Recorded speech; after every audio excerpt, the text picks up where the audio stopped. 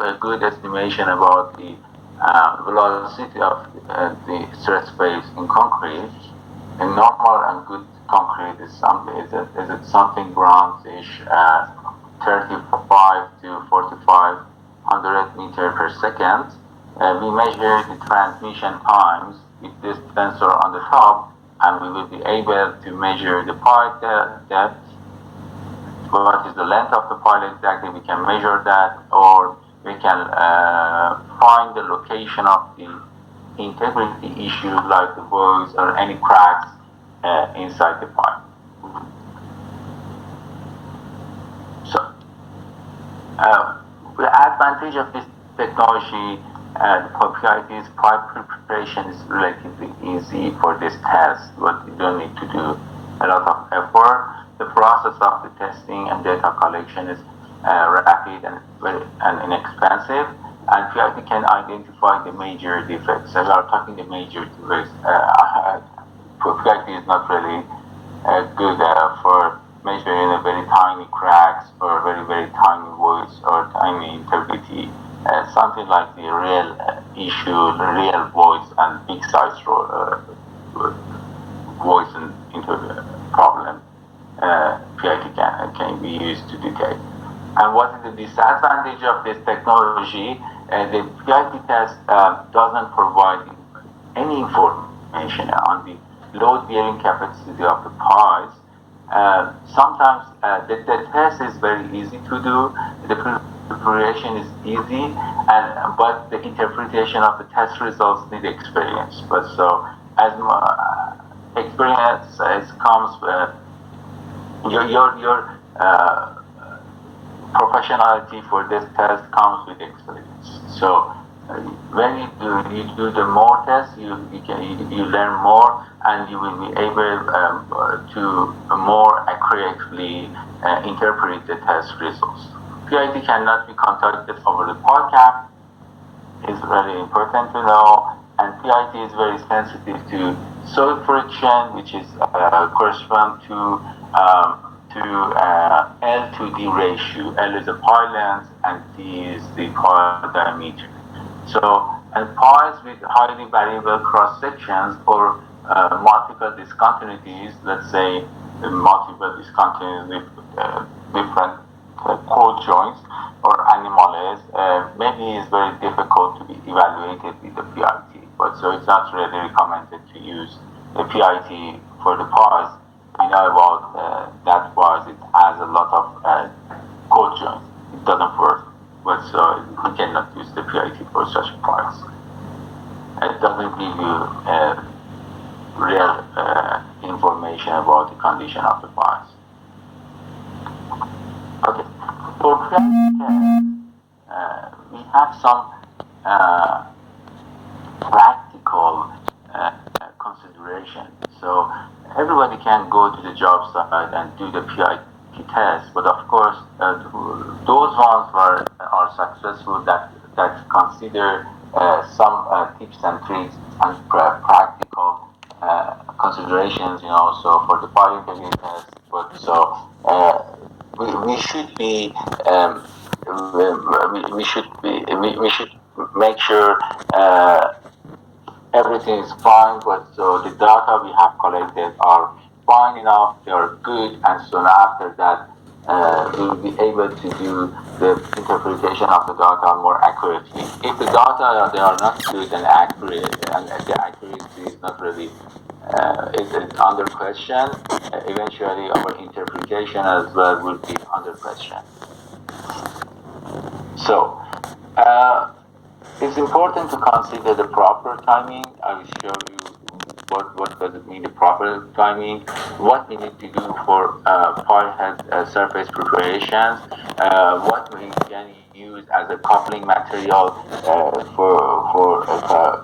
fill the gap between the sensor and the concrete, and so where we can place the motion transducer or the device transducer, how many records we need to do, and some recommendation about the hammer choice we have here. So the proper timing for part integrity testing. So if you want to do the test based on the ACMP 82, recommends to do the part integrity test 7 days after casting concrete or after concrete achieve 75% of its design strength. What does it mean? I'll give you an example. For example, you have a pile of 40 MPa. 40 MPa is 28 days compressive strength of the concrete. It's a design. So a contractor call your company and ask for do some integrity test. So if they are asking you sometimes before the 7 days, you need to check to make sure that they have made the 75% of the design strength, which is equivalent here in that specific case around the 30 MPa. If they are claiming the concrete they have now is a 30 MPa, it's okay. You can proceed to do the test. Otherwise, you should stay a few days more in order to make sure you have passed the 7 days from the after the casting. That would be a good time after that to go to do the test. Never do the integrity test on the fresh concrete, because I can say I can 100% guarantee it doesn't work. So part head preparation it's really important. So if you go to the job site and just place your transducer on the part head and come and do the some measurement, I 100% I can say the result you have is not really good and for integrity testing, but and your result never represents the real condition of the parts. So at the location you want to place the transducer, so you need to prepare the location with some device like the handheld grinder, which you can find this everywhere in any hardware shop. So you need to remove really the poor concrete, any soil, any loose concrete, any contaminated materials, everything. At the location you want to place the transducer, you should make sure the location you want to place the transducer on the power head is clean and it's a real firm concrete, something like that. So so this machine, the photos on the left, they are removing the top portion of the pile in order to reach the required elevation for the piles. And after that, the disc man is using a handheld grinder to prepare the location we want to place the sensors. Okay, so that's the way you need to make sure the location is proper. But I have seen a lot of technician engineer, they come back to office, they have results and they complaining about the quality of the device. They say that device doesn't work for doing the integrity test. And when I interviewed them and I asked a few questions, eventually I understood none of them has done any job for part head preparation. That's the reason they couldn't collect the quality data for the integrity evaluation. So in all the case, I asked them to, if they have a chance again, they should come back to job site, clean the surface, make sure everything fine, and after that, to collect the data. In most of the case, the issue resolved.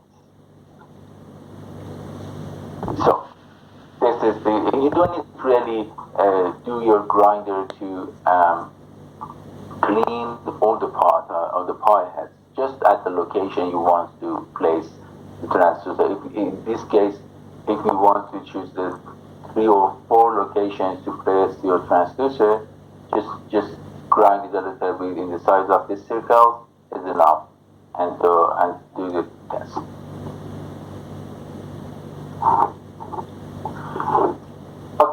So the other things we want to make sure about is